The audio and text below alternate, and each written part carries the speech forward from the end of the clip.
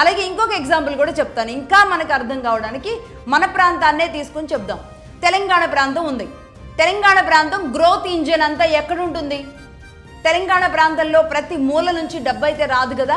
ఈ growth engine ఎక్కడుంది? హైదరాబాద్. హైదరాబాదే ఈరోజు తెలంగాణని పోషిస్తుంది. హైదరాబాద్ అనేది ఒక జెర్సీ ఆవు. హైదరాబాద్లో కూడా గ్రోత్ ఇంజిన్ ఎక్కడుంది? రంగారెడ్డి ప్రాంతంలో ఉంది. అటు ల్యాండ్ రేట్స్ కానీ, కంపెనీస్ కానీ, ఆ డెవలప్ అయిన విధానం మొత్తం కూడా రంగారెడ్డి ఏరియా అంతా కూడా ఆ గ్రోత్ ఇంజిన్ అనేది అత్యంత స్ట్రాంగ్గా ఉంది. అంటే ఇక్కడి నుంచే, ఈ రంగారెడ్డి ప్రాంతం నుంచి వచ్చిన ఈ నిధులే హైదరాబాద్ని అలాగే తెలంగాణ మొత్తానికి కూడా అవసరం పడతాయి.